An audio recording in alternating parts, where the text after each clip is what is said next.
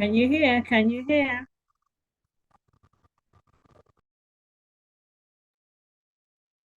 Yes, we can. Okay, ladies, let's get started.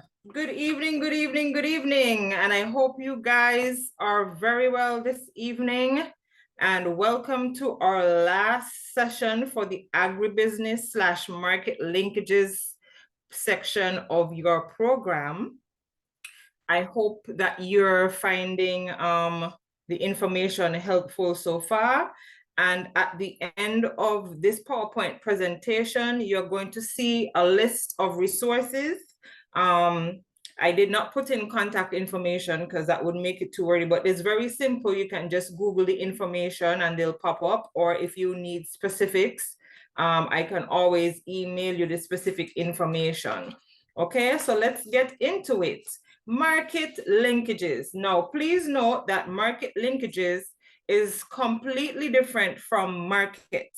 And when you hear the word market, you would think two things would come to mind, right? You would think of a market like a place where you sell items, right? Or you think market the way that you would try to sell an item, as in market for marketing. But there's a vast difference between those two markets and market linkages, but all of them share a common bond. They are connected. So I don't want you to think that they are not connected in any way, right?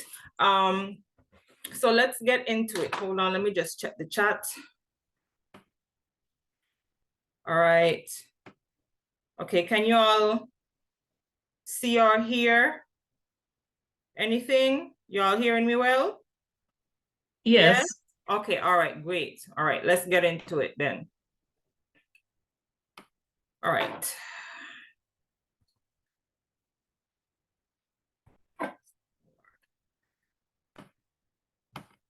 All right, so the topics that we'll be discussing tonight will be market linkages, the definition, market linkage activities, the benefits of market linkages, types of markets, market research, agribusiness marketing terms, and the section where you have agribusiness marketing terms, it's actually titled Agribusiness Marketing Terms to Note, right? And it's just a little glossary of terms that you're going to be hearing all around the place. You've heard them, and some of you might understand what these terms mean. Some of you might not understand what these terms mean. Some of these terms have a legality behind them.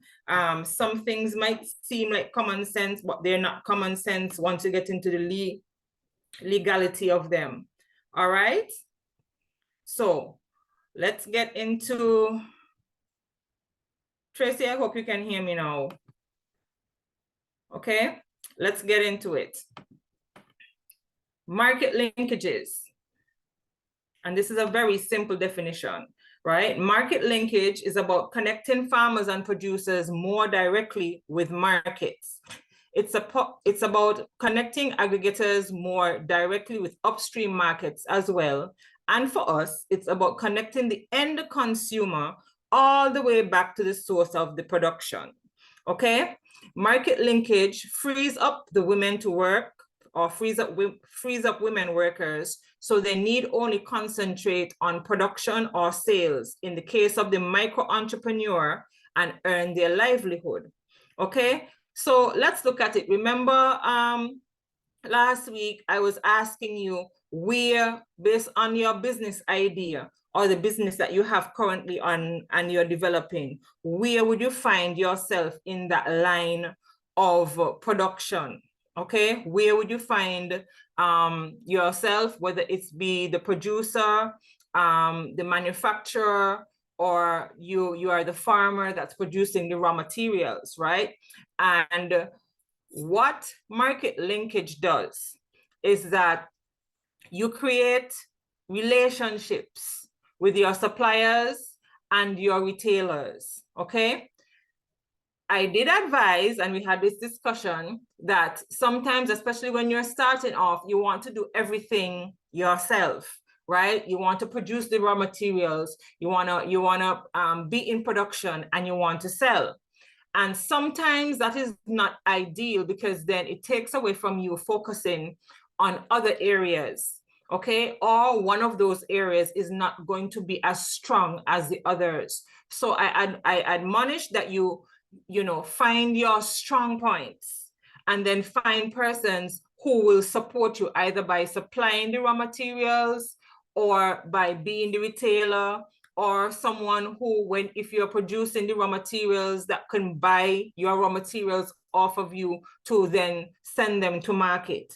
And that's essentially what market linkage is, okay? So you can establish a market linkage by yourself, okay? For example, a simple example of a market linkage are those persons who would, say for example, Mackie, right?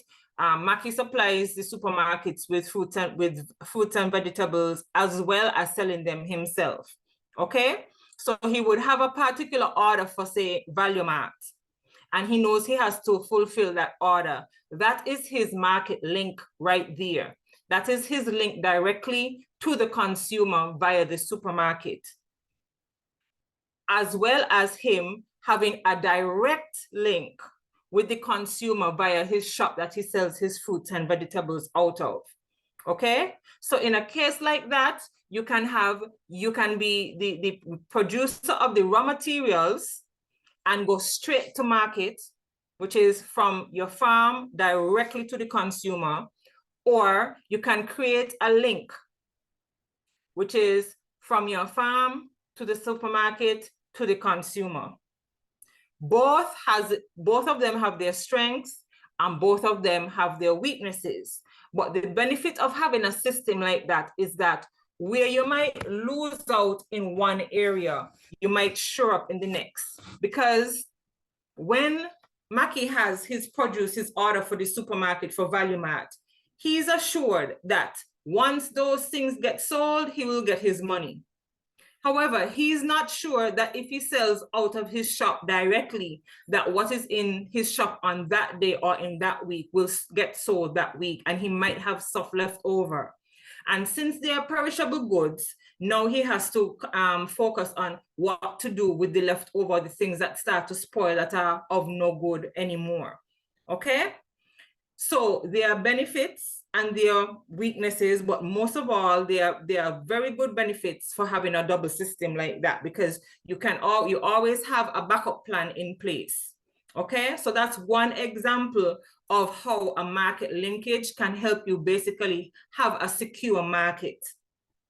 And another example is what Helen's Daughters does in St. Lucia, and what we are starting and hoping to do here in the Federation, whereby we have the organization who are producing, whether it be raw material or it be particular products like, your teas, your smoothies, your vanilla, and all these other things that you guys are so excited to produce.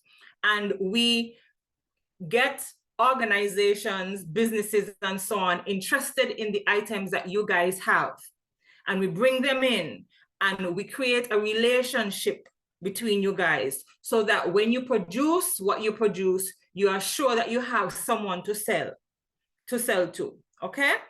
And with the surety that you have someone to sell to, when you're now making your products or you're harvesting and so on, you don't have to be worried about, how am I going to get these things sold? Who am I going to sell them to? How much marketing do I need to do by myself? Because most of the times, these businesses and these companies or organizations will take up some of the marketing on your behalf, because they now need to get those products off of their hands, okay? So it's a very, once you have a good relationship with someone who can do that for you, then it brings greater success for your business in the long term, okay? So what are market linkage activities? Market linkage activities, these are the identification of the farmers' produce and linking with commercial and institutional buyers, which I just mentioned before. Connecting the farmers' organizations and the buyers to the supply chain through the aggregation of service providers. What does this mean? Fancy sentence. Simply means that if you have a farmers organization, for example, if you have a farmers co-op, for example, let me use a bee co-op where you guys produce the wax and the honey and so on. All right. And you have the buyers, which would be persons who might be wanting to make candles, so they're buying the beeswax. Supermarkets that want to buy the honey, okay? And you're funneling your products to a variety of businesses, right?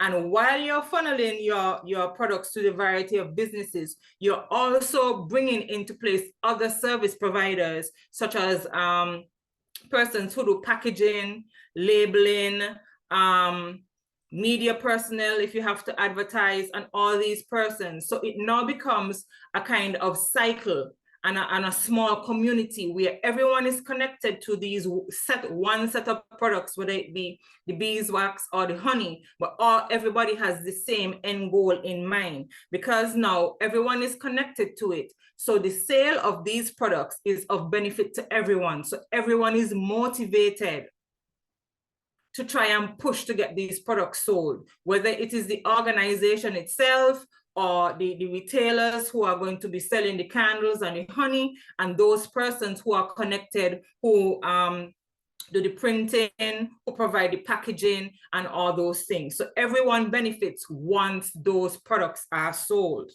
okay? Another activity is to facilitate the development and negotiation of contracts with buyers. And last class, and I'm sorry that this cohort, the market linkage section is so short, because I actually had a detailed section going into contracts and the different types of business contracts. Contracts are very, very important.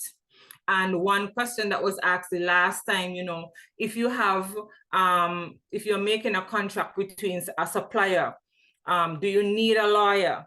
And my answer to that was, no, you don't need a lawyer. You can draft up something yourself, have a discussion with the person, draft up the agreement, make sure both of you are in agreement of the terms and conditions. For safety reasons, get someone with a legal eye to go over it, to make sure that there's no ambiguity in the terms, make sure there are no loopholes that are going to come back to bite you.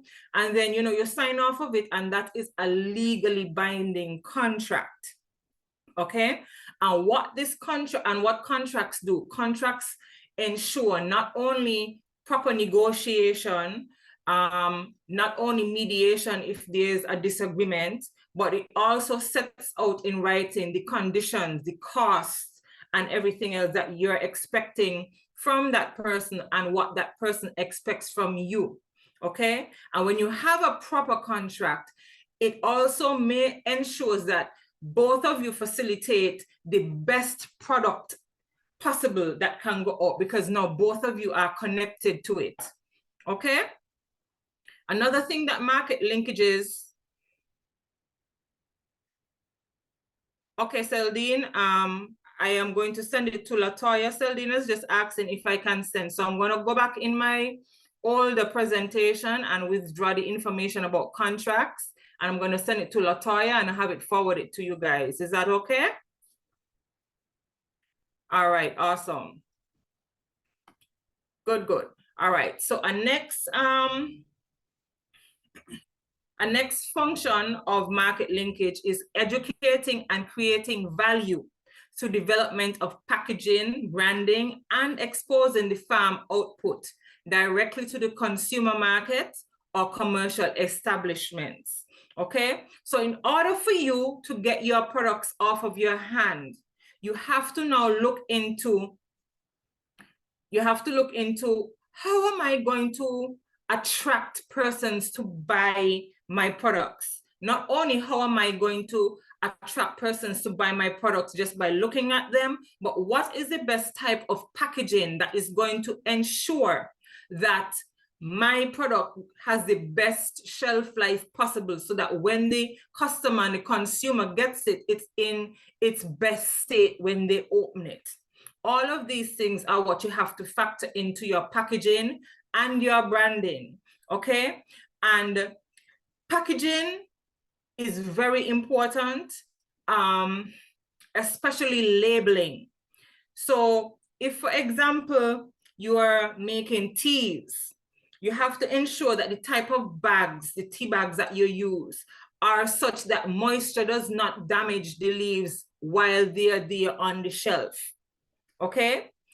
Along with that now, when I, as the consumer, go to pick up that box or package of your tea bags, I should readily look on your labeling and see clear, and this is very important, clearly what is inside that product based on your labeling, okay? Too many times I've gone and seen products made in the Federation on our local supermarket shelves, and I pick it up because I'm interested, because I want to support local.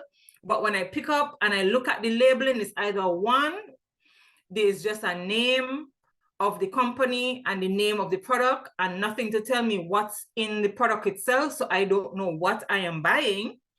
And two, if there is the ingredients or whatever it is put into the product, the lettering is so small, and I am already blind, I have to put the C, right? The lettering is so small that I have to be squinting and I can't understand what I am reading, okay? So I would think that most consumers are like me. When you go in and you see something, especially now that everybody is pushing for locally made products and everything else, when you go in and you pick up that package, the package has to call to you to say, okay, this looks interesting, all right? And then when the labeling, and then when you pick it up, you have to say, okay, this is the name, it's produced, you have to have your address and a contact number, right?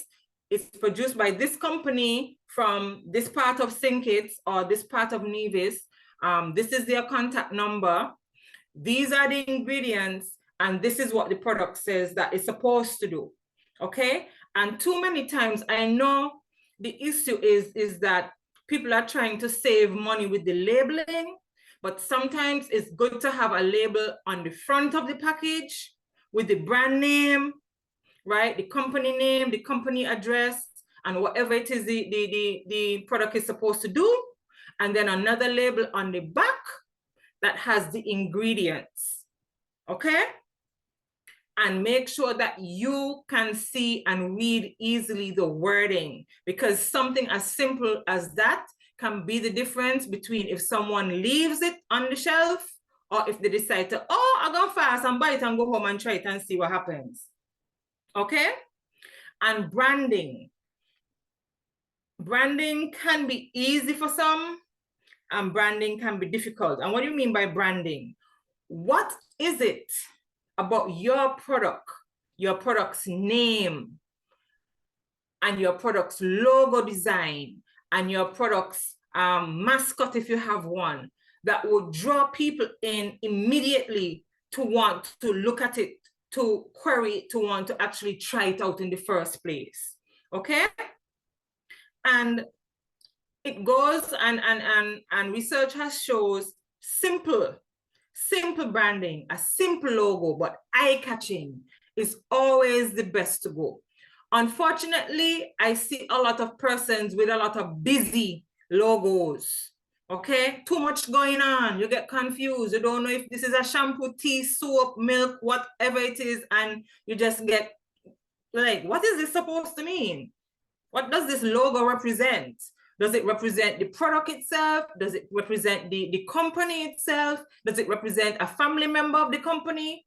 You know, does it have a story behind it? So branding is very, very important, okay? And simple is best, but also remember not to copy, because in this day and age where you have intellectual property, even if something looks too close, like something else for another brand, you could get a letter, okay?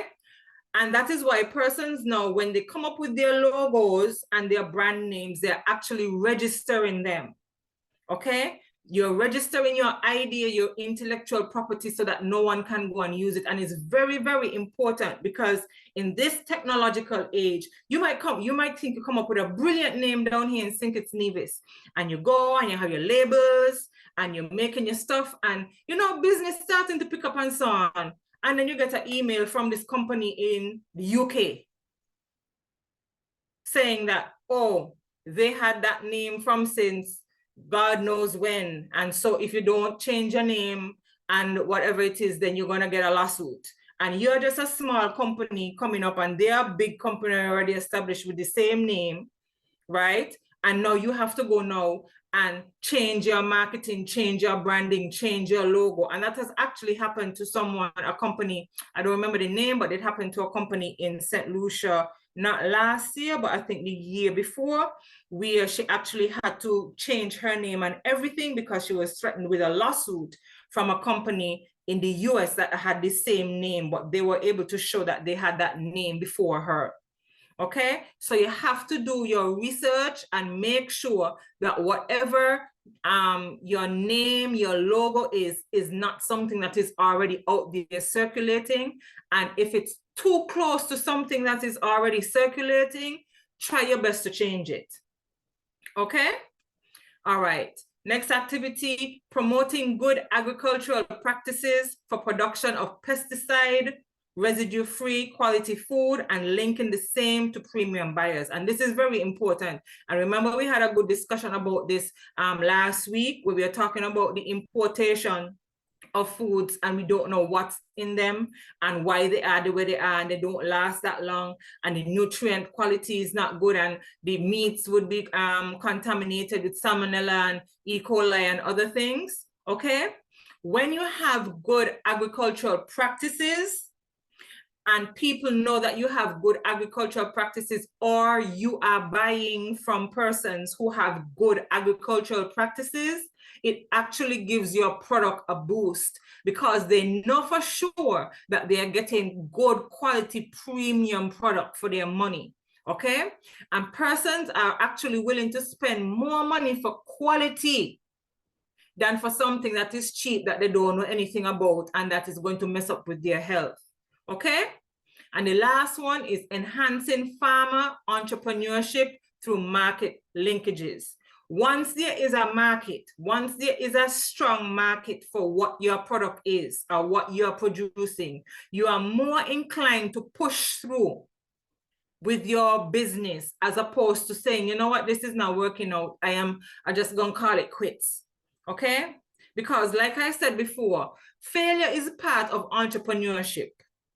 You're gonna fail. Your whole business might not fail, but you might have particular areas that might be failing, such as your marketing, such as maybe your labeling might need to some work on it, or you might be overworking yourself and you're not producing as much as you want to. Okay, but when you have a strong market link, that is now your incentive to say, okay, I have these issues. How am I going to now make sure that I am up to standard, so that this area is strengthened and so my business is not affected negatively in the long run? Okay, so those are the most important activities for market links. Okay, all right, so benefits of market linkages. And I would have mentioned some of these before. So you see this diagram here, I like diagrams, nicely says everything. Partnership facilitation, and you have train and empower farmers, then you have facilitating the public sector, and then receptive business sector. So everything and everybody is connected. If you remember from last week, where we had the producer, we had the retailer, and we had that whole line of command, chain of command, going down to when you the clients, the consumer gets their product, right? Everybody is connected. And this is what market linkage is about. So buyers are prepared to supply inputs and arrange credit for those inputs. Meaning, if you have a good product, or if you are a good farmer and you're producing good meat from your goats, or good meat from your broilers, some big, nice, sexy eggs, right? Or your tomatoes are big and your pumpkins are nice and round and just, ready to go. And you have that, persons are going to come to you readily with money in hand to buy your products, okay? But if you falter, then they're going to start questioning, whether they should continue with you, and they're going to find somebody else to get their supplies from, okay? In advanced contract farming schemes, and we were talking about contract farming last week, that's where the question came up about, whether or not you need a lawyer or not for the contract, right? In advanced contract farming schemes, they may also provide mechanization services. What does this mean? If you go into a contract, say for example, you have a herb garden, and you're making teas, okay? And you find it very difficult to get to agriculture department or rent a machine or something to till the soil so that you can plant your herbs, right? The person who is buying the herbs from you might come and say, okay, as part of this contract, I am going to ensure that the till comes once a month or at the end of every harvest to till the soil. And this is part of our agreement so that I can be ensured that I'm going to get the best quality out of you when it comes to your harvest, okay? So things like that can be put in the contract, right? Payment of the water bills, of utilities, and stuff like that can be included in a contract farming scheme contract, okay? It all comes down to what both of you are in agreement with, and what both of you want out of it at the end. Because now after that contract is signed, both of you are connected, meaning that if you produce poor quality herbs for the teas, and then you then sell it to the person who's buying it, obviously they're not going to know unless they do a sample test of the herbs to see if the herbs are of quality. And they assume that they're of good quality, and they go ahead and they package the herbs into the teas and everything else. And then later down the road, people are complaining, saying the tea tastes bitter, or it spoils in the bag or something like that. It goes all the way back now to the person who is producing the herbs, and it's going to cause conflict because everybody is going to blame each other, right? The person producing the herbs are going to say, well, I know I give you good quality herbs, so I don't know what it is you did when you collected them before you packaged them and everything else. So the problem is yours, okay? And then the person who packaged them and selling everything going to be saying, no, the problem is not mine. I know that I am accustomed to doing this and it never fails before. So it has to be the problem is how you are, your product that you sold to me, they are not good. So how are we going to reconcile this? Okay, so that is the importance of contracts, and that is why you need to have these kind of contracts in place, especially if you're going to be dealing with persons who are going to be supplying you goods for you to make the product. Okay, that is very important. And next benefit is companies may provide technological and extension advice or arrange for government extension services or NGOs to do so, okay? And this is usually practiced more so when you have large scale farming and you have a manufacturer that is going to buy the products for sure, or you have a large scale production line, say for example, hot sauce, and you have a supermarket chain that is purchasing from you. They might say, okay, we have a contact in the government. We want to make sure that you're practicing best agricultural practices. So we're going to organize for an extension officer to come out to your farm to inspect it to see if there are areas that need improvement, and provide technical advice so that you can have produce better quality stuff for us to purchase, okay? By linking with buyers in advance of production, farmers potentially have a more assured market and often an agreed price. And this would go back to the example that I gave you of Mackie, right? Where, he sells from his shop, yes, and persons come and buy, but if he's selling to the supermarkets, he knows for sure he's going to make that money, okay? Next, traders, processors, agri-food companies, and large retailers can obtain more reliable and regular supply from formal or informal linkages and have a greater control over produce quality and safety. And this speaks for itself, okay? Like I said before, if you're buying stuff from persons and you're going to make a product from it, you want to make sure that your products are of the best quality. At the local level, small traders working with farmers to bulk up produce can achieve scale economies and reduce costs. And basically what they're saying, if you form a group, okay, especially if you form a group and you come together and say, okay, we have 5 farms in one area, all of them producing tomatoes.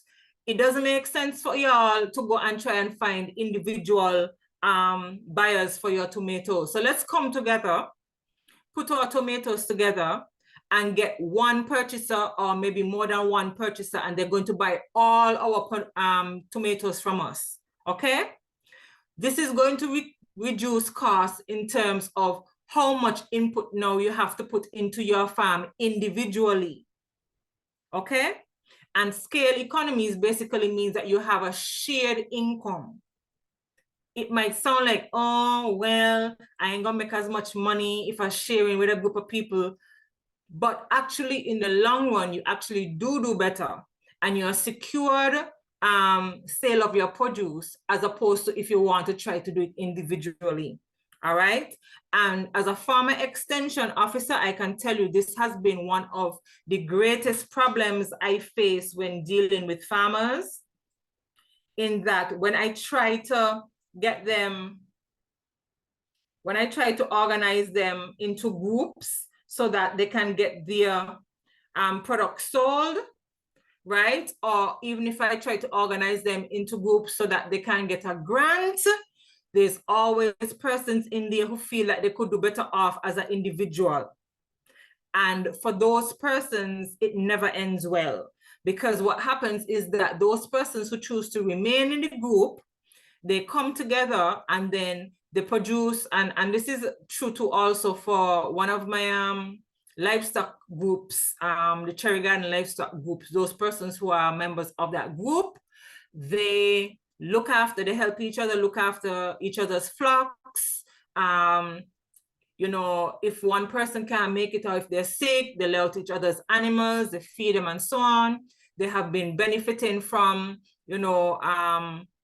irrigation systems for the forage banks. They get wire and all that kind of stuff. When they go into market, each one of them would contribute an animal to go to market.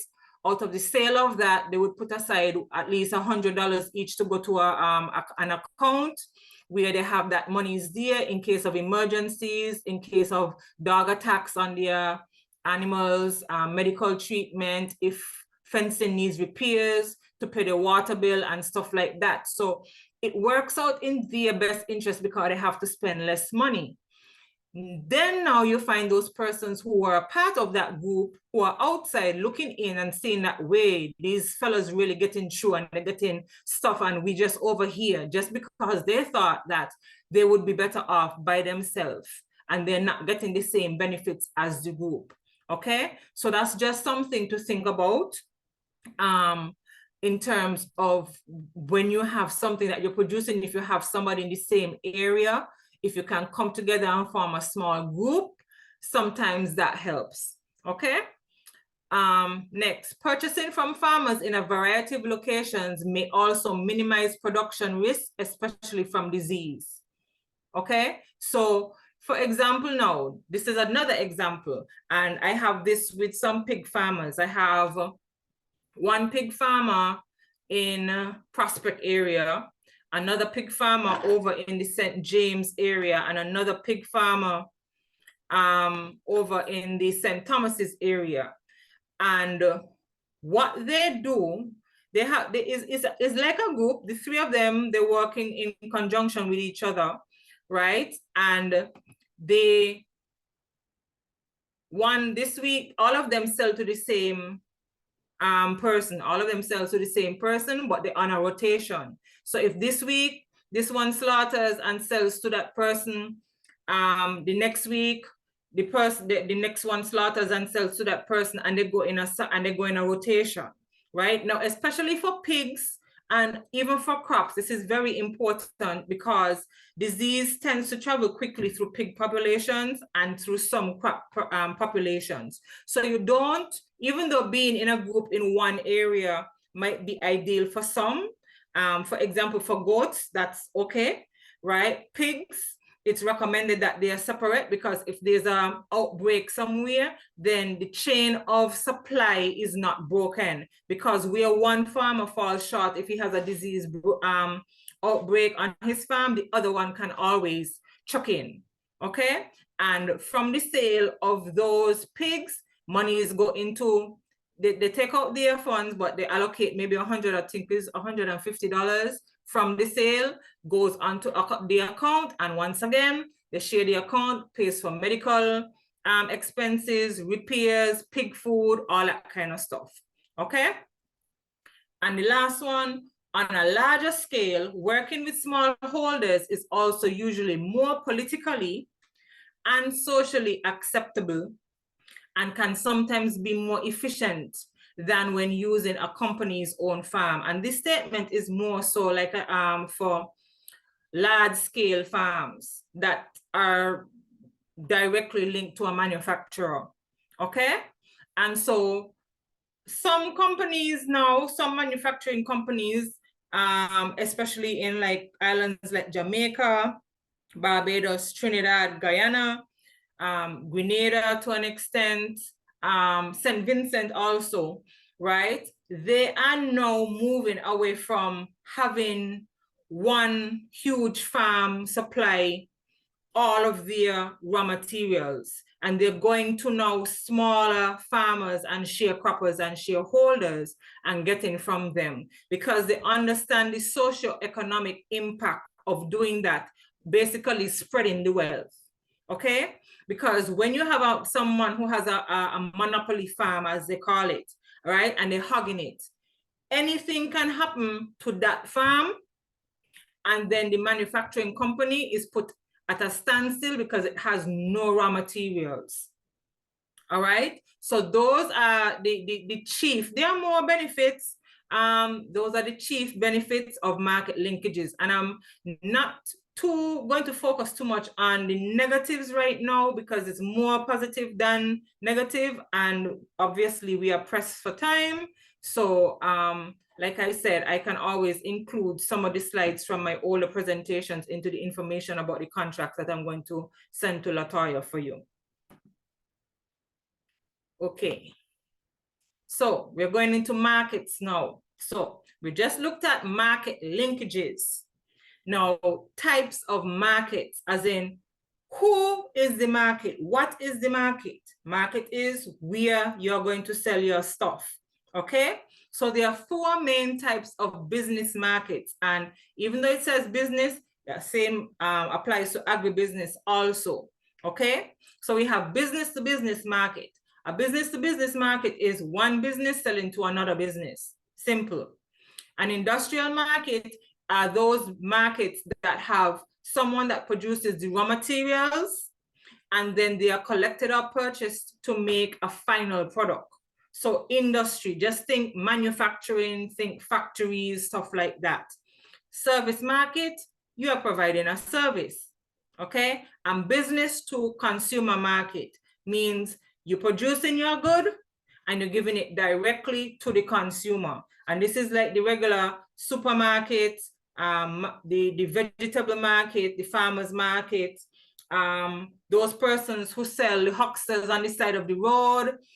If you're an agro-processor and you're making your things at home, and you know you have persons that usually order stuff and you make stuff to order, that kind of stuff is business to consumer market. Directly from you to the consumer, there's nobody in between. Whereas business to business, going back, would be You are the business manufacturing your stuff, but you're selling it to the supermarket or an end retailer. Okay, simple as that. So those are the 4 types of markets, and you can fall into any one of these at the same time. Okay, so going back to my example of Mackie, right? Mackie has business to business and business to consumer. Okay, he provides his business, his farm provides raw materials or products to value add, and then out of his own store, he also sells directly to the consumer. All right, so you can be one or you can be more than one. If you are more than 2, you're doing good business. And this is why I say this, right? Some persons who go do business to consumer and business to business would also do industrial market, where they have a portion of what they produce that goes to someone who is directly going to manufacture something out of it, okay?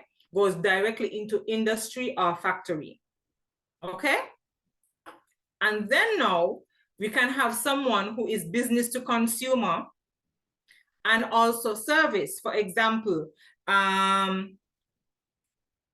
you have those persons who are saying, you know, making their smoothies and their juices and so on, okay? You have business to consumer, yes, but you're also providing a service, whether it be a breakfast service, a lunch service, or some kind of, you know, an experience where persons come and not just buy the product from you, but they're having an experience while they're there buying the product from you. And that can also be part of the service market, okay? Okay, so you have your idea. You've gone and you've gotten a loan, or you've gone and gotten a grant. Part of your grant proposal or part of your loan proposal, they would ask you for projections. Why would they ask you for projections? Because they need to know that you have done the research to make sure that when you're making what you're making, or when you're growing what you're growing, or selling what you're selling, that somebody is there to buy it, okay? Now, if you establish a market link, it will be easier for you now to do your market research, or you can do your market research first and then provide the link. And forgive the typo in the diagram. I was trying to change it, but copy and paste was not working with me, so forgive, please. Okay, so types of market research: primary research, secondary research, quantitative research, qualitative research, descriptive research, exploratory research, and casual research. Okay. This sounds like, don't get frightened by these terms. Some of them are more scientific and some of them are very simple. We are not concerned really and truly with those that are scientific. Okay, and the scientific ones would be the quantitative and the qualitative research. These types of research are the ones that persons do in strong detail. One moment, please.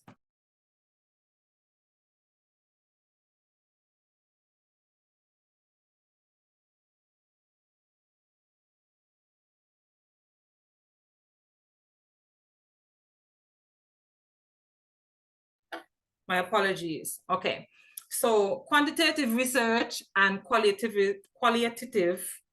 research, these are the types of research that you would do with a detailed study. So these are the types where you would have a focus group, you would have a certain section or percentage of the population picked out that you want to focus on. You would have very detailed forms questionnaires and so on that you will go out and you try to get information from, okay? So for example, you know, those television ads that they tell you, oh, 9 out of 10 doctors recommend a certain drug, okay? How would they know that 9 out of 10 doctors recommend a certain drug? It's not that simple. They wouldn't have just gone to like 10 doctors and be like, oh, here's the drug, try it on your patient and come back to us and tell us what you think. It's not that simple.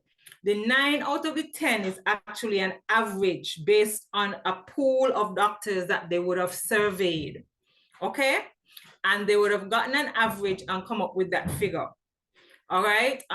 Another example would be what you call it?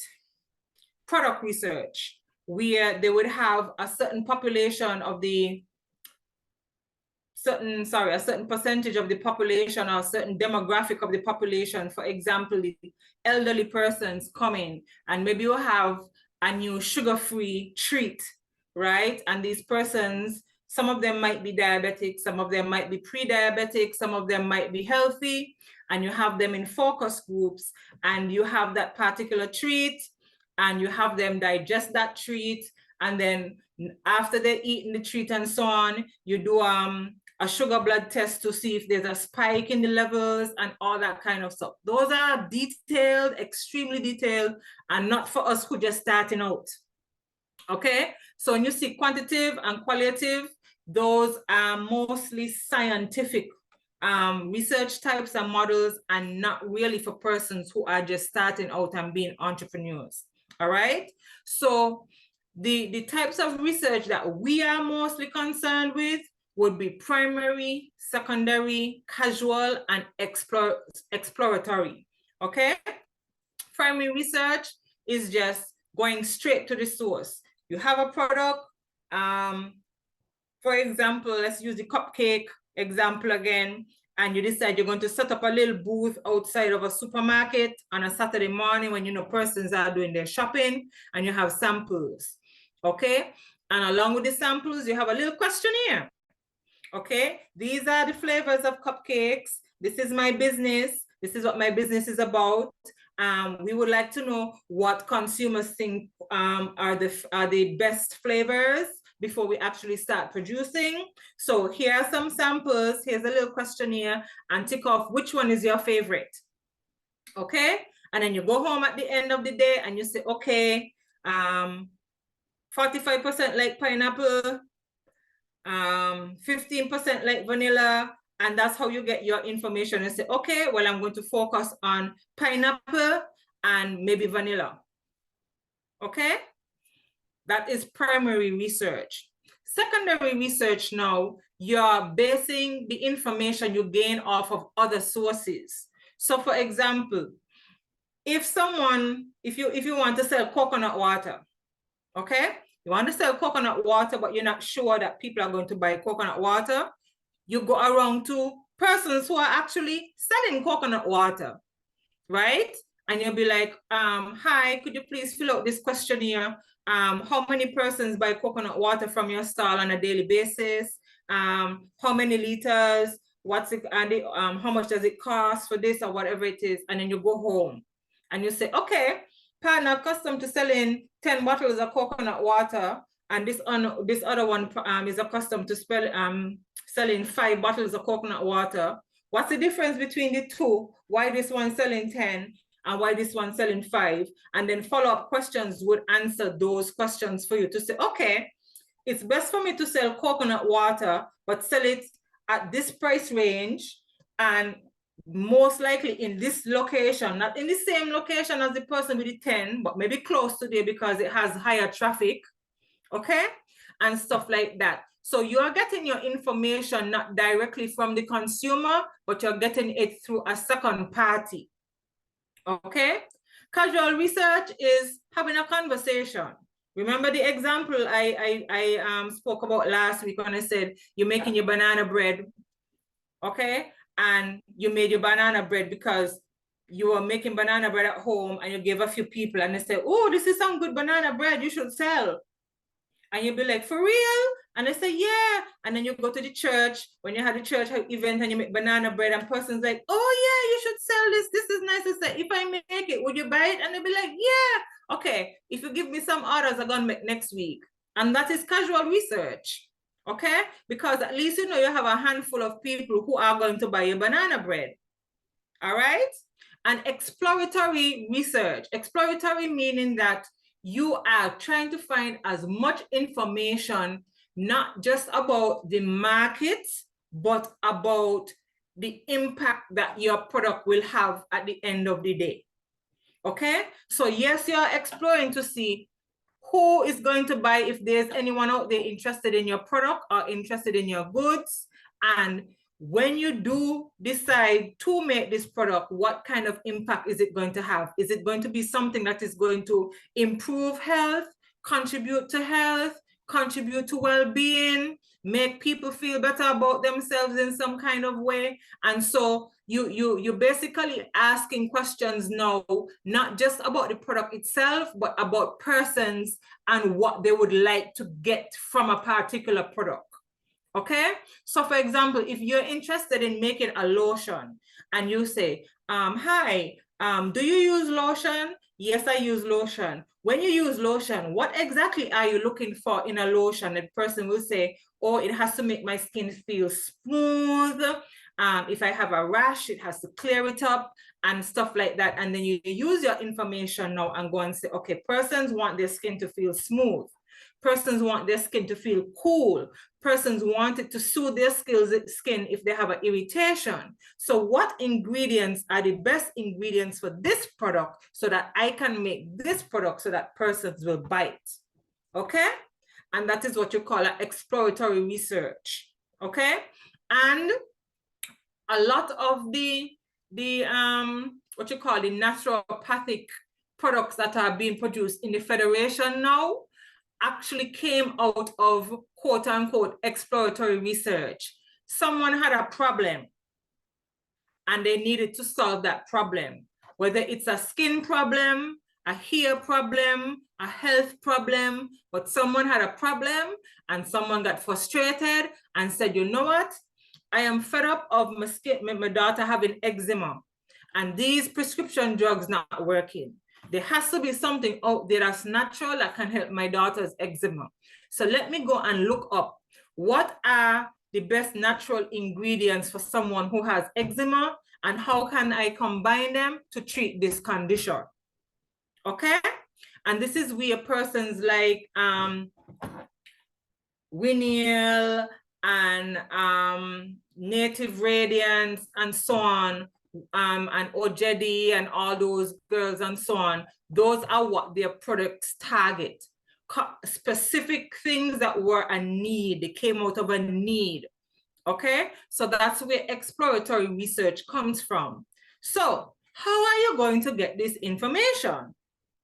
Right? How are you going to get this information?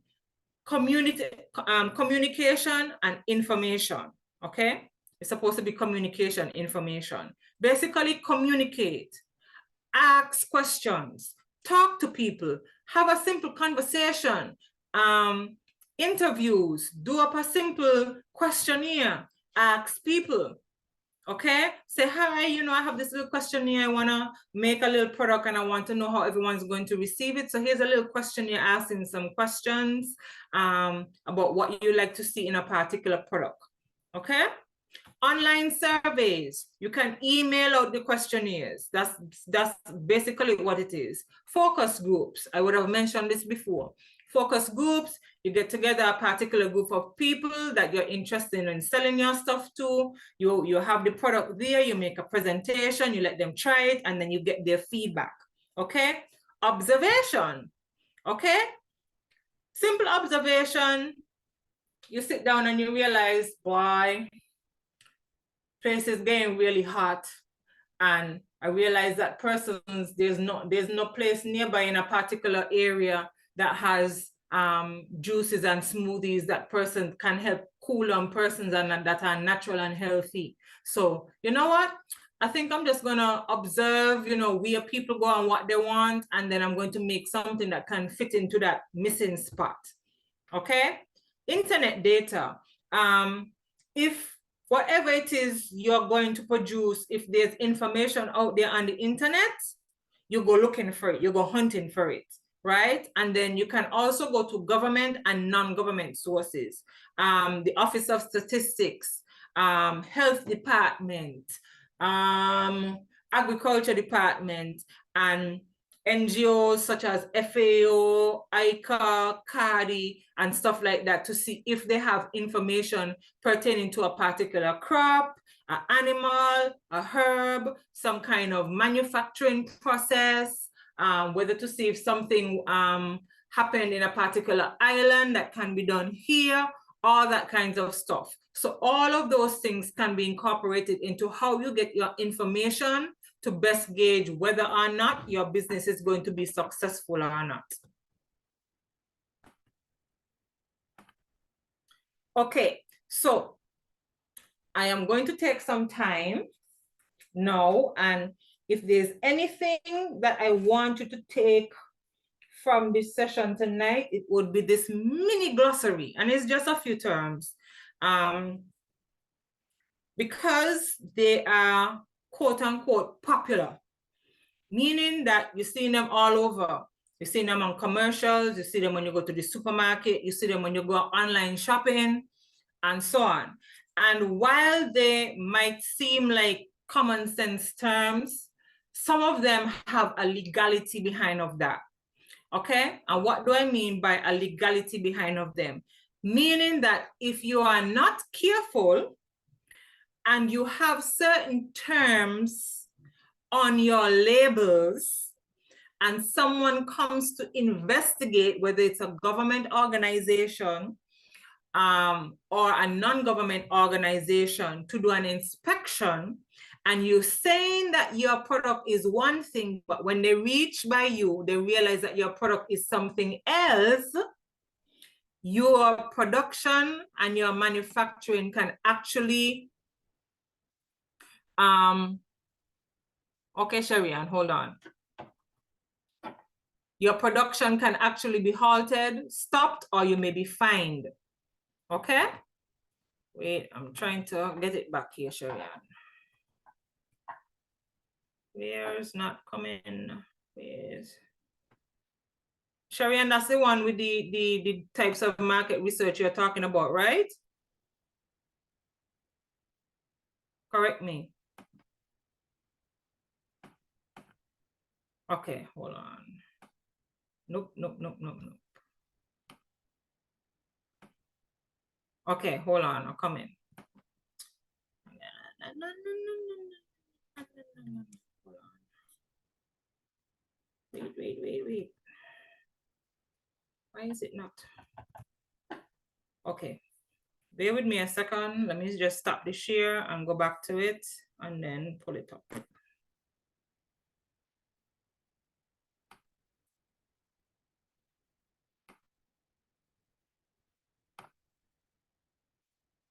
Okay.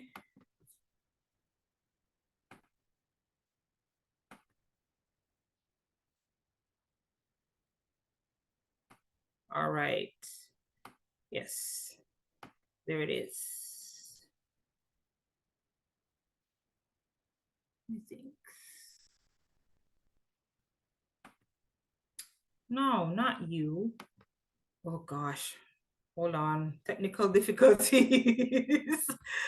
The computer is not working with me right now. Everything's gone crazy. Give me a sec. Okay, let's do this one more time.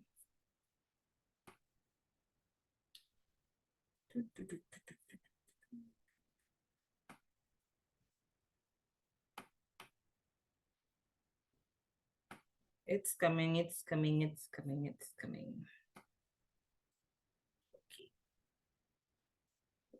Okay. All right, there we go, Sharian. Okay, you got it? And remember, you're gonna get this PowerPoint slide to her. Oh yeah. Yes, yes. So yes, you are going to get the PowerPoint slides. Is there something specific to this slide you wanted information on, or you just wanted to get are you taking notes?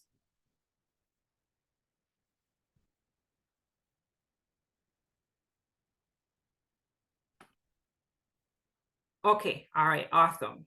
And if I'm going too fast, just let me know. You know, I want to make sure that everyone understands what's going on. But I want to explain them first so that when you get the slides, then you know what's going on. Okay? All right, hold on. Okay. No. Okay, all right. So niche market, let's go. A niche market.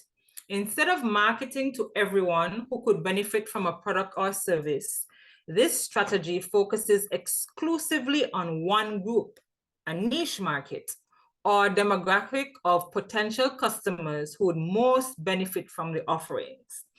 All right, so let me go back to the example that I used of sugar-free products, okay? And we all know and we are aware that sugar and too much sugar, while it may make things taste delicious and you have a very good sweet tooth, a healthy sweet tooth, too much sugar is not good. And unfortunately, sugar can creep up and sneak into some of our foods without us knowing. And for those persons who are easily affected by spikes in sugar, mostly those diabetic persons, right? That is of a great concern to them. And so now you're seeing a lot of sugar-free or low sugar or salt-free or no salt products being marketed, okay? So these products that are being marketed, someone didn't just get up and be like, you know what? I got too much sugar in this candy here. So I'm gonna make something that without too much sugar for myself and then sell it and see if other people want it. No, research would have been done. And for a product, sugar-free products especially, they would have focus groups. And a focus group would focus on those persons who would be affected by large quantities of sugar, okay? And when persons now go into the supermarket, those persons who are pre-diabetic or diabetic, or those persons who just, you know, don't have a sweet tooth but want something a little sweet but not too sweet, going to the supermarkets, now they are sure that they can find a product in there for them, okay? So they now would be the niche market, okay? Now, organic, certified organic. I know y'all have seen this term knocking around in the Federation, but let me tell y'all something. Especially in St. Kitts and Nevis, we do not have a lab. We are supposed to, but we do not have a lab that tests whether or not the soils and the products are chemical and pesticide free. We don't have it. There are talks in Nevis for sure. We have a lab, but they don't do that type of testing. In St. Kitts, the same. I think St. Kitts might be ahead of the curve in that their lab is actually being developed. Okay? And when the lab is developed, then is when certain prerequisites are going to be needed for things to be labeled organic and certified organic.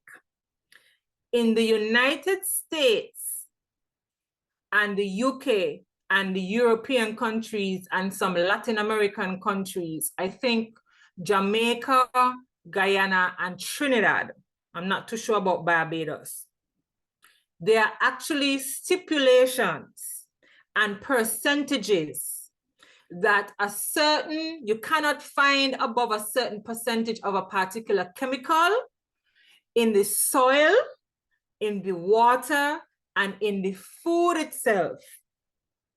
If you go above this particular percentage, you cannot label it organic or certified organic. This goes for livestock also and poultry. meaning that if it's livestock or poultry, no residual antibiotics or hormones or anything like that can be found in those products. You are going to get a lockup. Well, not in the Federation right now, but in those countries that I noted before. Okay?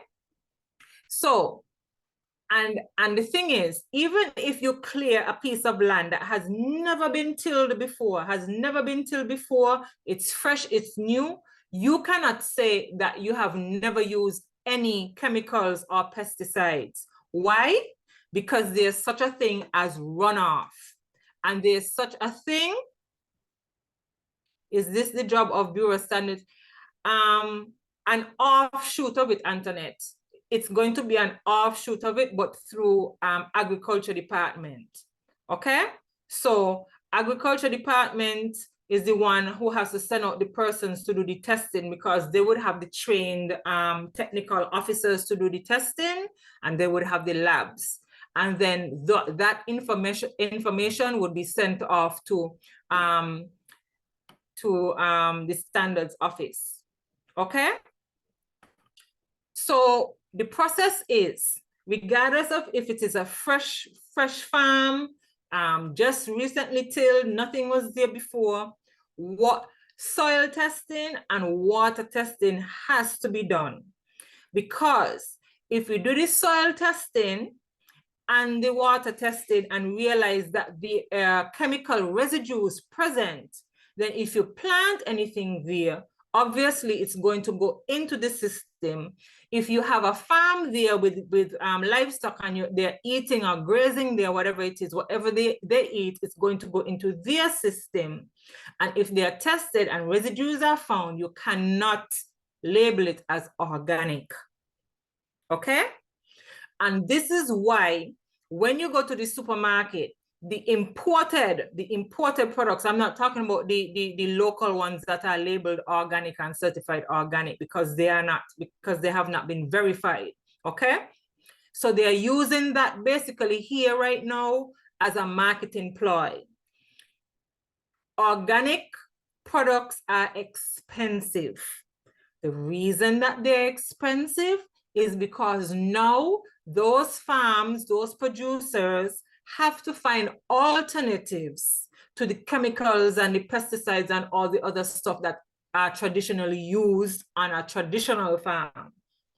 And those alternatives are expensive.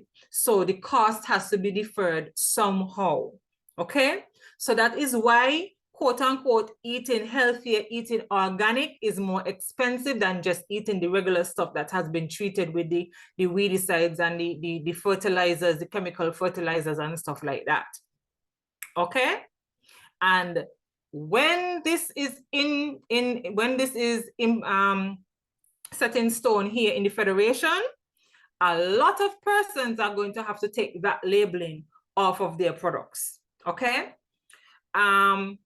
Personally, I don't know if you've seen, for those of you in Nevis, and you go to the supermarket and you see the ground beef that is produced by the abattoir that is sold in the supermarkets, and you see the certified organic label on it, I tired cuss them about it. Excuse my colloquialism. I tired cuss them about it, because I, as a livestock extension officer, know that the fields and the areas that those cattle graze are contaminated, right? They have some kind of chemical residue in the grass, whether it be somebody spraying something upstream from them, where the wind blows it down, or just by water leakage, or you know, erosion and all that kind of stuff, where everything just commingles. Okay? So they might not have high levels of chemicals in the meat product, but it is not organic. Okay? It is not organic. And two, the feeds that they buy at the supply office for these livestock, they are not organic either. And once a farmer is feeding their animals these feeds, take organic off the table. Okay? The preferred term, and we're going to the next term here, the preferred term is natural, okay? A natural product. A natural product means that it has 95% natural ingredients, but there is an allowance for a percentage of residue, okay? Because we understand how nature works, okay? So it is better to use natural than organic. So that is the technicality in those terms there, all right? And once again, once everything is set in stone, certain persons are going to have to change their labeling from organic to natural based on the levels and the percentages of the residues that are found in their products, okay? Vegan. This is very ticklish also. A lot of persons are going into the vegan lifestyle. You're seeing a lot of vegan products being on the shelves, right? But the thing is, some things and some vegan additives are actually from animals. And this is a ticklish one. Let me give you a joke. I have a vegan friend. She likes wine. However, wine is not a vegan product, even though it's made from grapes. One of the preservatives in wine actually derives from animals, right? It's in a low amount, but it comes from an animal nonetheless. So to her, how should I say, horror, when she found out that she'd been consuming wine that was not vegan, because she thought it was just fermented grapes and nothing else, okay? So when making vegan products, the research that you have to do must entail the actual source of the preservatives or products that you're using in your vegan products to ensure that they really do come from a plant-based source and not from a sea-based or an animal or insect. Yes, insect, right? Source that will go into your product, because I don't know if any one of you here, if you're vegan, but I know that in the US and the UK, it's almost like a religion now, and persons go crazy if they find out that it's just one minuscule animal source in their product, they lose it. And you don't want to be the one that's producing something and someone comes to you with that, because that could be disastrous for your business, okay? Local. All right, no authority dictates the definition of local, but that statement, that word is, I should think, common sense enough. Local just means it come from here. You didn't import it, okay? So if you're advertising or you have a label that says local products, it is expected at least that 80% of what is in your product came from local sources, okay? Came from local vendors, came from a local farm, came from the sea, came from a local animal, that you did not import it and then pass it off as something that, that is local. And persons have been caught doing this, saying that something is local, but then when you look at the ingredients list, it's about, we don't have these here in the Federation, so how we get this, right? And then they get defensive.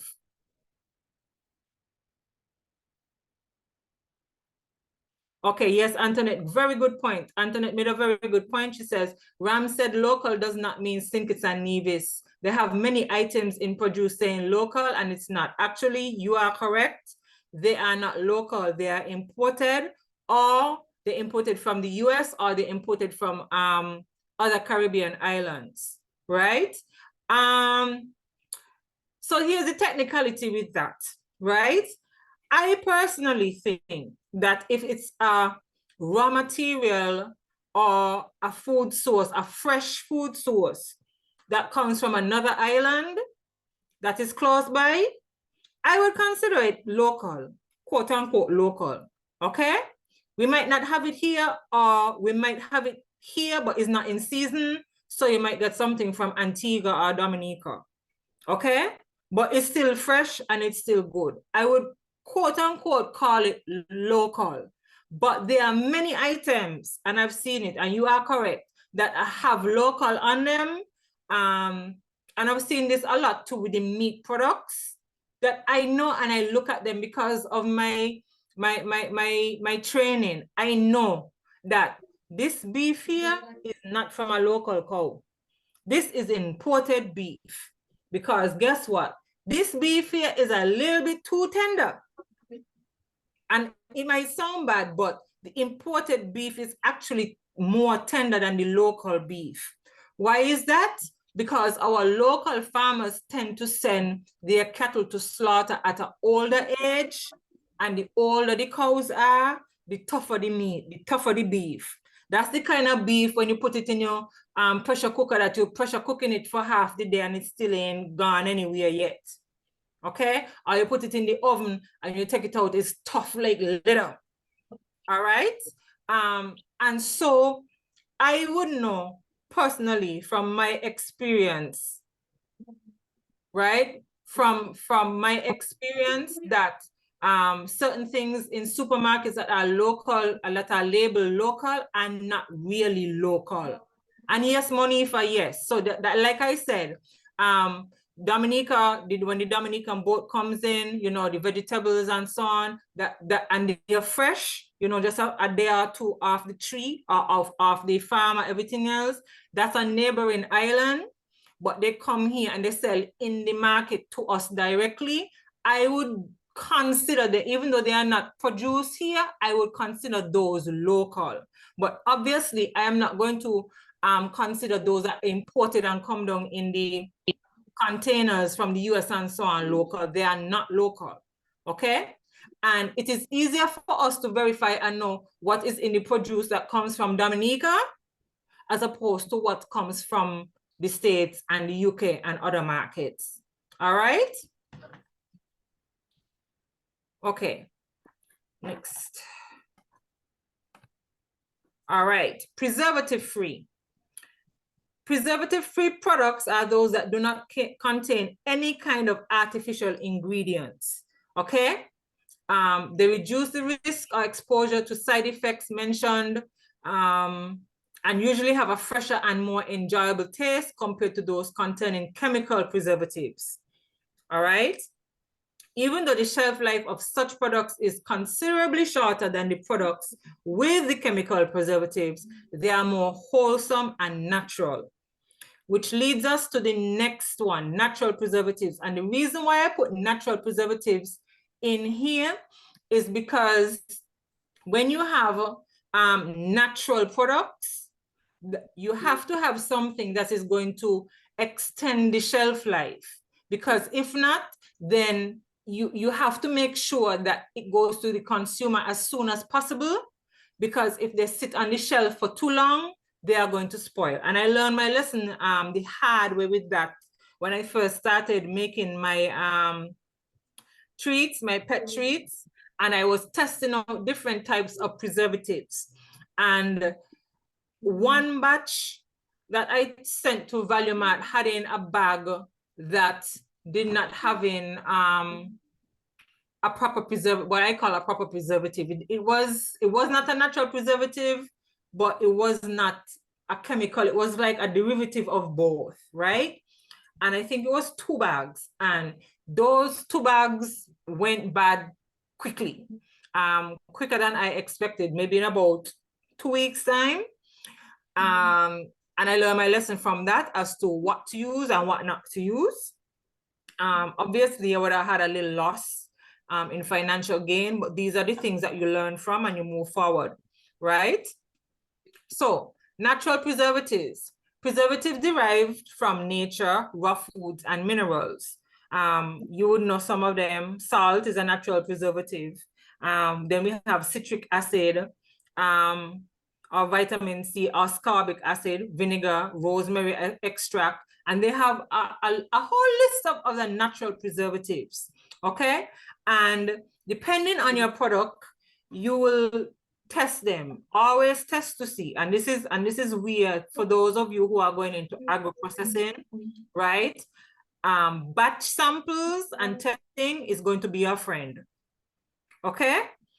You can find ascorbic acid, citric acid, and rosemary extract and these different types of natural preservatives. You can order them on Amazon. They're right there, right? And you batch test to see how much preserves a certain quantity, flavor, because obviously they are going to affect the flavor of your product. Some of them are flavorless, some of them are not, especially ascorbic acid, which is like the vitamin C, and the vinegar, those two in particular, they are tangy. So you need to know how to balance those out in your products to make sure that if you have something sweet, you don't want to make it sour, okay? If you have something that is savory, you don't want to make it tangy, or you don't want to make it bitter, okay? So for those persons who are looking into agro-processing to make products that are going to be in the shelves, okay? Batch testing is going to be your best friend. And it's going to take time, trust me, but it's time well spent because you are going to know how your products, the extension of your product shelf life. And when you know the extent of your product shelf life, remember to mute your mics, please. Mute your mics, please. All right, thank you. Right? When you know how long your product is going to last on the shelf, then you can actually put an estimated use by date on your labeling. Okay? And it helps persons to know that, okay, I'm going to buy this product today, but I have to use it in the next 2 to 3 weeks or a month, or else it's going to go bad, whether I open it or not. Okay?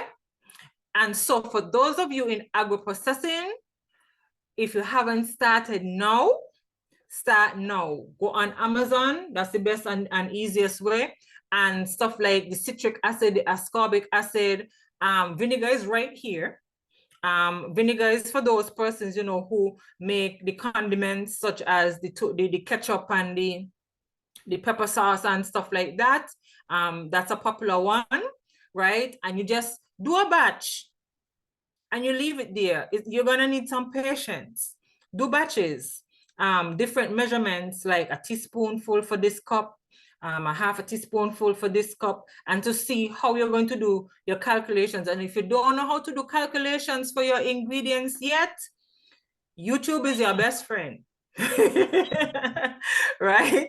YouTube is your best friend. For those of you who are not as mathematically inclined, like myself, trust me, YouTube is your best friend. They have some great people there that teach you how to do the calculations and how to measure stuff out.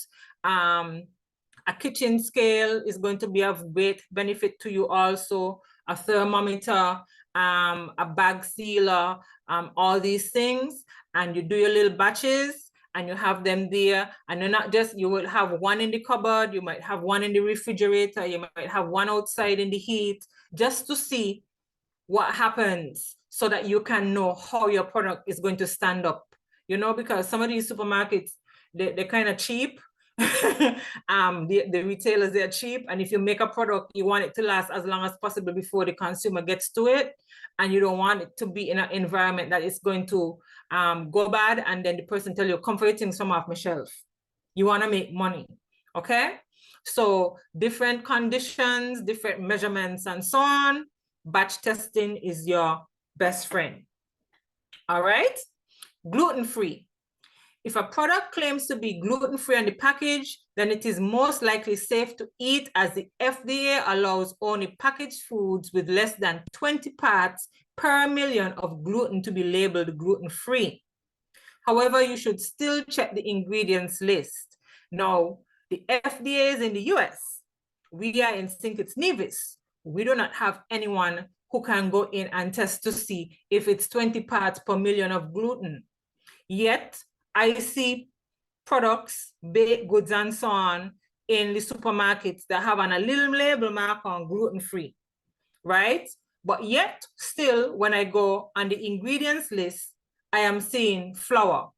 Now, for the most part, a lot of them actually mix the flours. So I've seen products with a mixture of maybe chickpea flour and regular flour or whole wheat flour and a mixture of maybe breadfruit flour and something else. And I'm like, I wonder if these people don't know that regular flour having gluten, even though they have chickpea flour, breadfruit flour, whatever other type of flour in this product.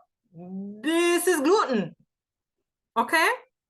And so you have to make sure that whatever it is, you do your research to see whatever if you're going to use gluten-free and say your product is gluten-free, whatever it is, look at the original source to make sure that it is not contaminated with or it does not include any kind of gluten product in there, okay? Because now you're going to cause somebody to have a flare-up and you don't want that. Okay, and then people are going to say, oh, your product is bad, or your product make them sick, and it's not really gluten-free, and then your business gone down the drain. All right, last term we're looking at is cruelty-free. Can be used to imply that neither the product nor its ingredients have ever been tested on animals. Okay, so this is mostly for skin products. Okay, mostly skin products, dermatological products and stuff like that, shampoos, hair oils and stuff like that. Okay, for the most part, we don't have a problem with that in the Federation. However, what we do have a problem with is the animal products. For animal products, it implies that the animals were treated humanely and with the best care possible so that the meat and or egg products are at peak quality. Science has proven that animals that are in an unhealthy environment and that are abused before slaughtering or are abused while in the midst of production, say eggs, they produce poor quality meat and eggs and milk. It is scientifically proven. That is why if you go on YouTube, you will see some very cute videos of persons loving upon their cows and brushing their hair and giving them massages and all these kind of things. And you'll be like, wait, that's a pet? And like, no, they're going to slaughter. But when we do this, the meat that comes out of this animal is top-notch quality beef or top-notch quality milk, okay? Free-range eggs. When the chickens go out and they can run up and down the yard without being in a hot, sticky, enclosure, and they have free range to eat their beetles and their insects and pick up on their grass, and they have a water source and everything else. And those chickens produce the better eggs, okay? So while in the Federation, we don't have an issue with testing products on animals like big manufacturers in the States and so on. The issue that we have is how we treat our animals before they go off to slaughter, or the animals that we have producing eggs and milk, okay? Because how we treat them actually affects the type of quality meat that we get on the table or the milk and the eggs that we get, okay? So, and this is a part, I noted this specifically for those persons who are into the livestock production, okay? So we have a saying in vet medicine, if you name it, it's a pet. If you don't name it, it's dinner, okay? But even if you don't name it, you still have to treat it in a way that when it's gone on to goat or sheep heaven or cattle heaven, that the material that is left behind is good quality for consumption. Okay, marketing tools. Marketing tools, and these are what you're going to use to sell your business, okay?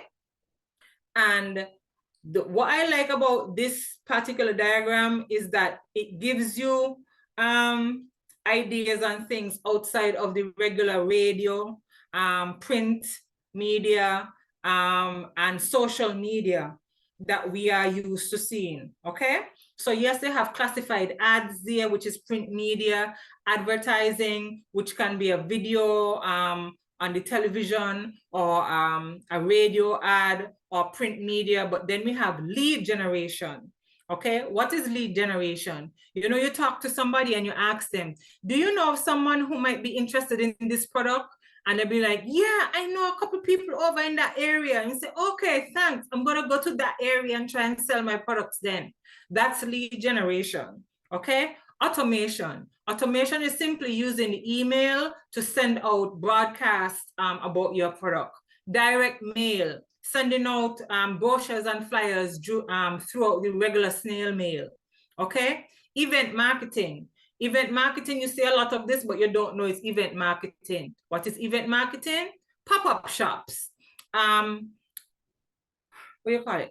Pop-up shops, bazaars, vendors markets, all those kind of things. Those are event marketing. Those are event marketing activities that you do to sell your product. So I know some persons, every Friday they're on Bastia or they're in Charlestown, set up with their little tent, selling their products because they know that's the busy time. People just get paid and so on. So they're trying to sell their stuff on the busiest days or Saturday morning. Okay, so that's what you call event marketing. Google Analytics, that is something more tedious. You have to know about Google and how it works in terms of search engines and how you set up your website pages and so on, so that when persons put in or typing for looking for a product, your name comes up at the top and they click on you first, okay? Media monitoring tools, social media management, all of these things are marketing tools that you can take advantage of, okay? Nice, simple little diagram.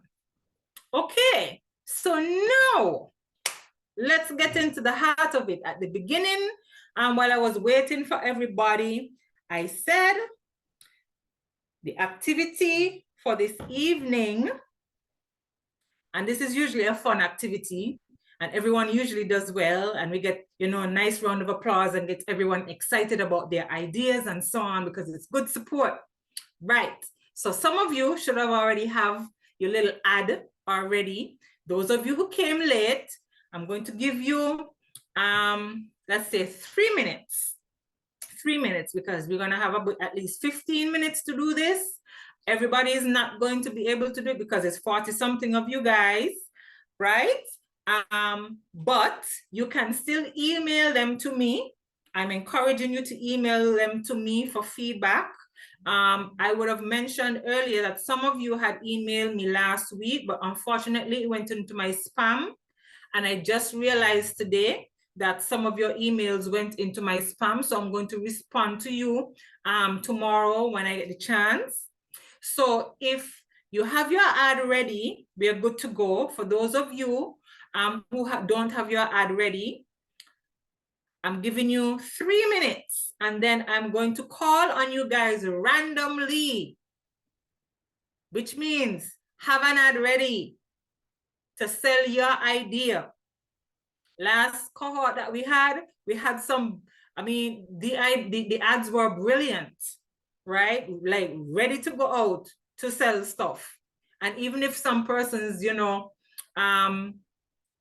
didn't have a product in mind, they came up with one, and some of them were like sounding like they're on the radio and so on, ready to sell their stuff, okay?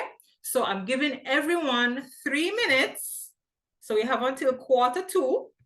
Well, no, it's already about 10. Okay, so 3 minutes, so about, okay, so about 7:46, 7:46. And then I'm going to randomly call on you to sell your product to the group.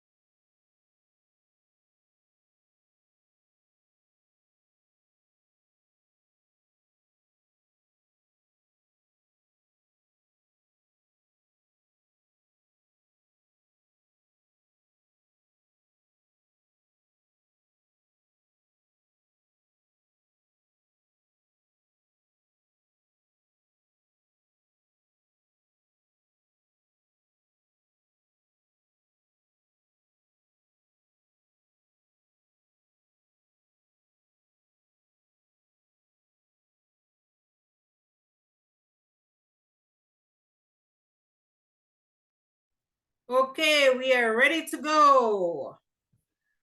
And like I said, I will randomly select. I'm randomly selecting. So it means that you're going to have your ads ready to go. Okay? So all I'm doing is I'm just rumbling through. Consider this like the wheel of fortune where you turn the wheel and you end up on a name. And we have Octavia Keynes. Octavia. Let's hear what you have, my love. Hi, good night. Good evening. I am unprepared, but my ad would be for mulch, organic mulch. Mm-hmm. Um, So tell me about this mulch. okay, so it would be organic mulch that would be made from um cuttings, lawn trimmings, as well as chipped brush. So the idea is that if you have like an overgrown plot or a neighbor's overgrown plot, we will come and clear the area and store the materials and store it until it turns to mulch, which can then be used in your garden to assist with um, prevention of weeds as well as soil fertilization. Okay, good. So Now, you have two ads in one there. Yes, you do. First, you have an ad that you're going to make a call, right? So it's one of these ads that basically said, do you have an area next to you that's filled with a lot of bush that you want to get rid of? Is it unsightly and keeping bugs there? Call Octavia Keynes and we're going to come and collect it for you free of cost, right? Boom, that's one ad, right? Or just for the cost of the gas or whatever it is, we can come and cut your lawn or cut your neighbor's fence or whatever it is, and we'll take the trash away for you, and you're going to be left with a beautiful residence. Just call Octavia Keynes. That's one ad, right? Yes. Second ad now, right? Are you looking for natural, local fertilizer that is going to help soil retention, keep the weeds away, and act as a fertilizer? Well, we've got you covered. Literally, it's mulch, right? Yes. Literally, it's mulch, right? Well, we've got you covered. Call Octavia Keynes for locally produced mulch from locally cut grass and trees. We are the best in town. Something along that line. Very So for creative. your business, you actually have two markets. Yes. Yes. So you see where this is going? Yes. Okay, good. So I want you to keep that in mind when you're developing and when you're putting your thoughts together, because something like that, having two markets, one where you actually can go out and provide a service to clear land, and you can use the residue after, you know, the trash and everything after, and make another product. That is awesome because it gives you two streams of income. Okay, that is All true. right. Yes. Good. I hope that gives you something to think about. Yes. All I right. have Thank more you. insight. Thank you. You're welcome.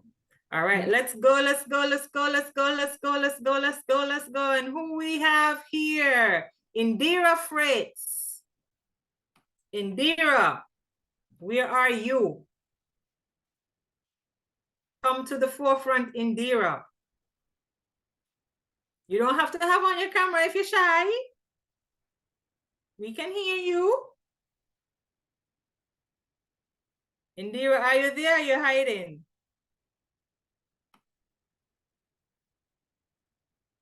Or you're not ready yet?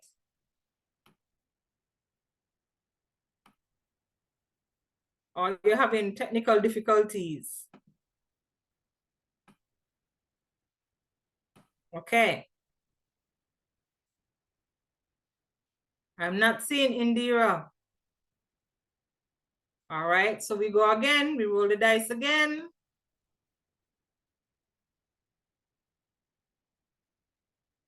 And we have Julie Bedford. Julie, are you there?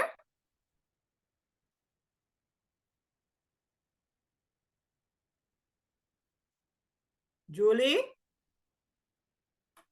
And people sleeping on me, are they gone and eat? Are they gone to the bathroom?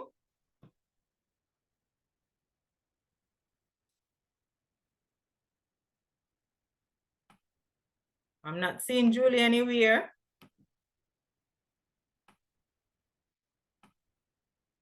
Okay, well, we're gonna roll the dice again. Here we go again. Jacqueline Charles. Jacqueline?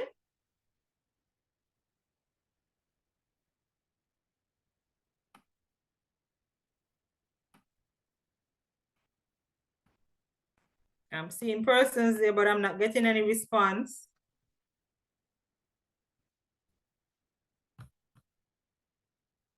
Jacqueline? Okay, you roll the dice again. Therese Door.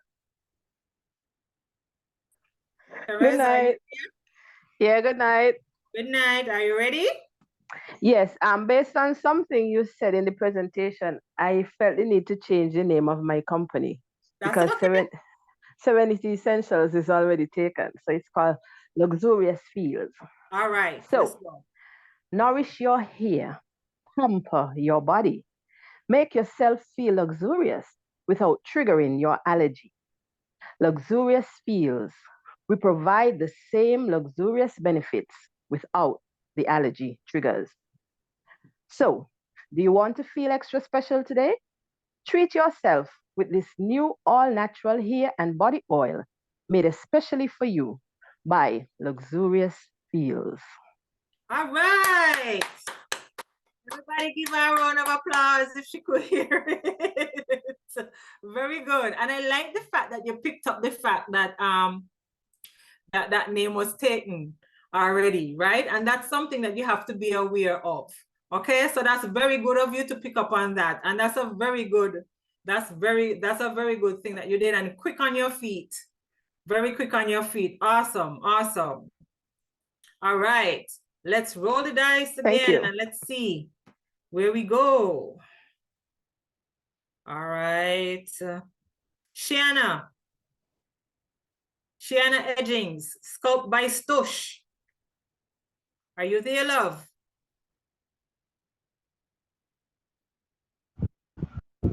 Yes, I'm here. Actually like to share screen. Yes, go ahead. Let's hear what you Sorry, got. I was saying I would actually like to share my screen. Yes, that's okay.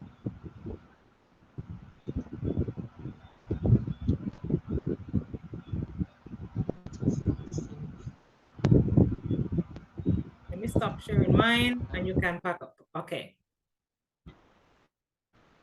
You good?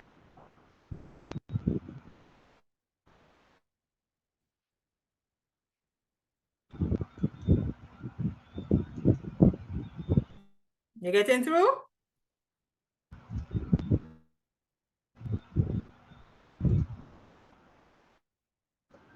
Yes, are you guys seeing? Yes. No? Yes, yes, yes. Awesome. Let's go. Hi. This is my product. Stush tea. This is a detox tea. As we know, Scalp by Stush, I do body contouring, so I basically get rid of fat non-invasively.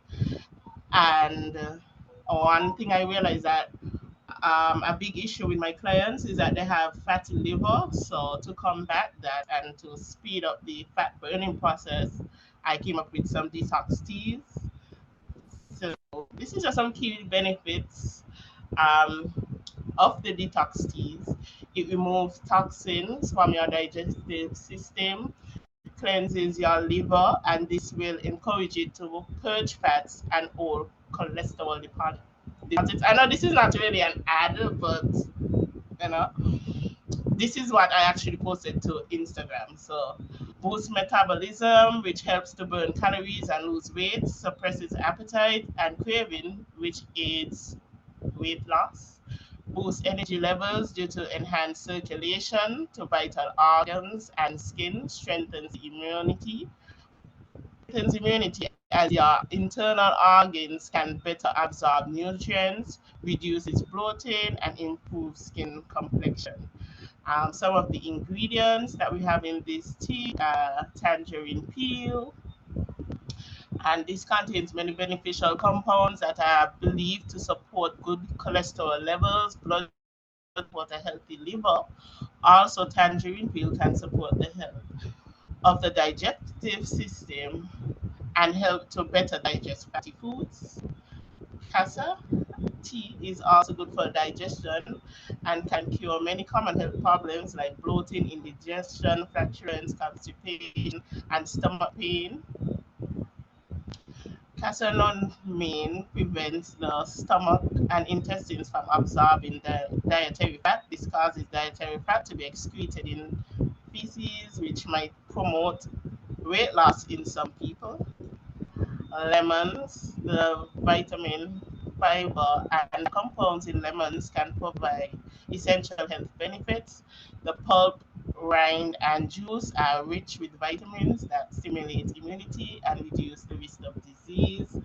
The soluble dietary fiber in lemon aids in healthy digestion, support heart health, help control weight, etc., etc., etc. And the last, it also includes ginger and turmeric. So, yeah, that's my product. Well, one of my products. So, Thank I you. don't know how I did. No, okay, no, it was very informative. And what I like is that you did not use cementing words. What I mean by cementing words, you did not come out and say for sure. You use the words might and believed, because especially when you're dealing with herbal and natural products like this, the science is touch and go sometimes for some of the ingredients. So you don't want to make concrete claims and then a person will come and say, well, you said, that it's going to do this and this. I know you go back and you say, no, it is believed to, and it might, and it is suggested that, okay? So that is also a good way to keep yourself out of trouble. Right? So continue with that. And I like the fact that you would have done some research so you know what these ingredients are purported to do, so that if anyone comes to you, you can actually say, I looked it up here, here, and here, and this is where I have my sources to say what these herbs and these peels and everything does for my product, right? So very good. Thank you. Very informative. All right.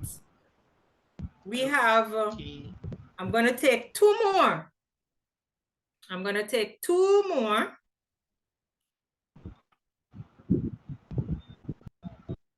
I'm going to take two more. Hold on.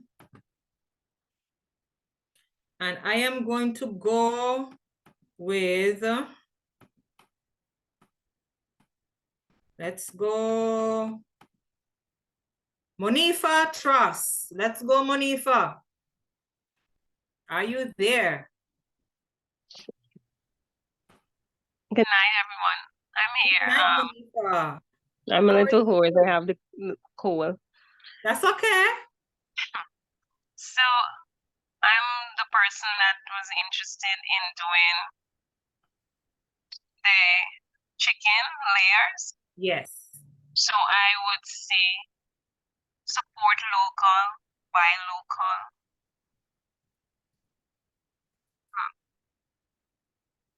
Go ahead. You're going good. We don't know what we're actually getting when it comes all the way. What they actually feed in the overseas or the chemical they're actually using. Just support local. All right. Okay. So I like the fact that you said you don't know what you're getting. So here's a way to phrase it, right? Because you want people interested in what you're producing. So you question them. You question them, and but a product like that where you're trying to get persons to buy local, you make them question what they're buying in the first place that's imported, right? So you'd ask a question like, do you know what's in your chicken? Do you know where your chicken comes from? Well, I'm here to tell you, if you do not know the answers to these questions, I'm here to provide the perfect chicken product for you. Locally made, fresh, and healthy. Non-organic, well, not non-organic. No hormones and fresh off the farm. Monifa's chickens. Right? Something along that line. Because if I hear those questions and I know the answer is no, then you already caught my attention because I want to hear what it is you're trying to sell. Okay? Right? So good attempt. So that is just some food for thought for you to develop, you know, when you get your feet on the ground. So you think along those lines. Okay. And one more person because time is upon us. So let's go with Sherian Morton. That's where I landed. Sherian, are you there?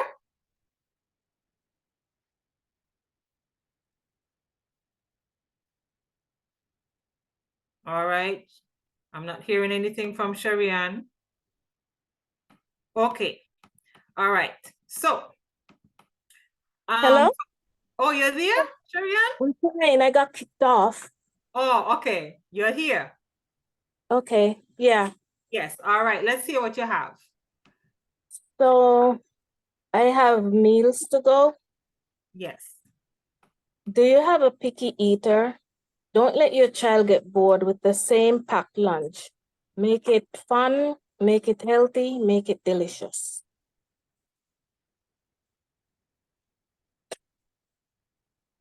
Yes. What else? Something is missing. So buy meals to go from Sherian P. Morton. Advertise yourself. Yeah. Yes, you have to. Right? Very good attempt. So, okay. So, for those persons, I'm going to put my email address in the chat one more time for those of you who want to send me your ideas, because I see one person put their idea in the chat, which is Tempting Cakes. So if you have your ad and your idea and you want to know how to frame it, or if you want to know how feasible it is, or you want to know if it's, you know, any kind of question you have to ask.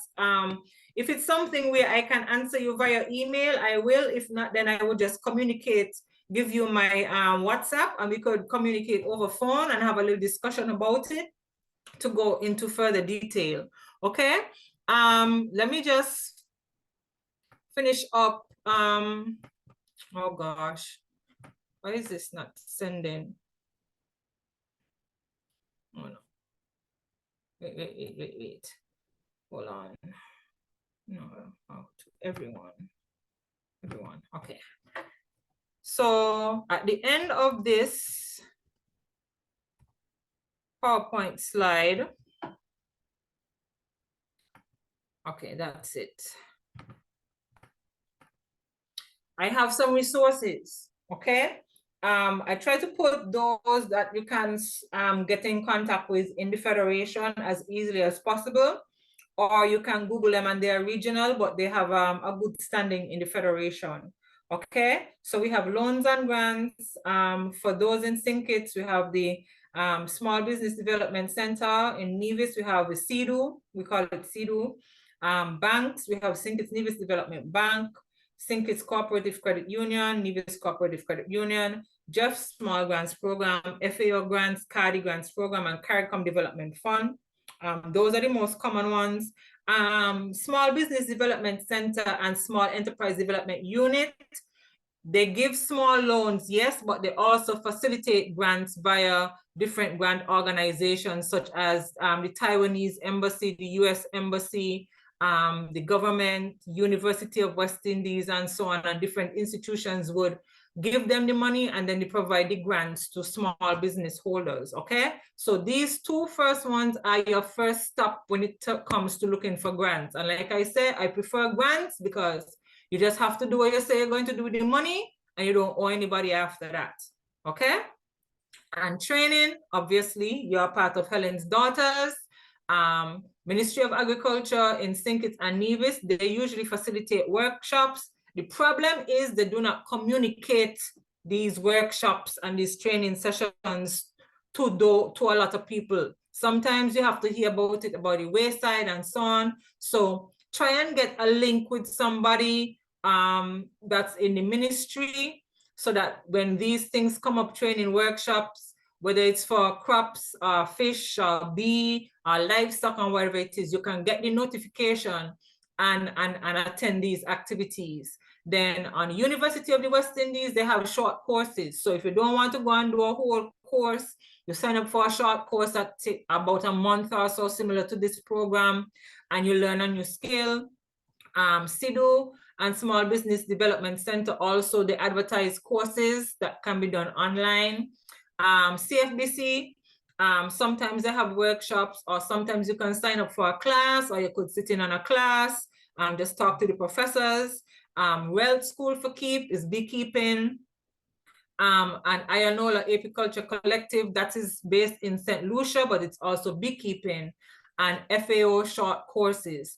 And these are ones that are active in the Federation right now, or you can go online and find the information very quickly, okay? And if there's something specific that you need information for pertaining to a specific type of industry that you cannot find, then you can always message me and I'll try my best to see if I can find information as to how you can access information or courses or training for that particular industry.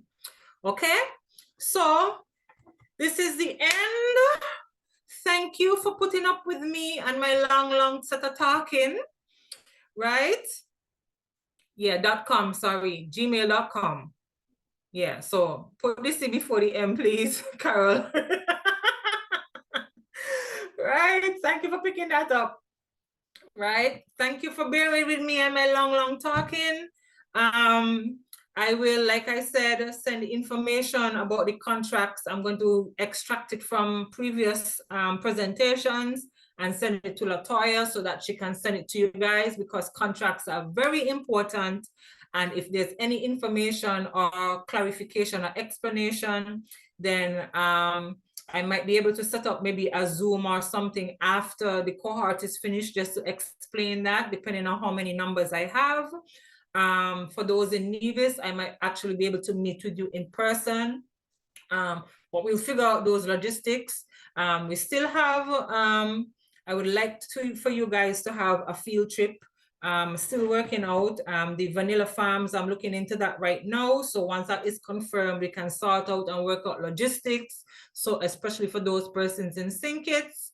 And then I will see you guys in person and get to meet most of you hopefully in person.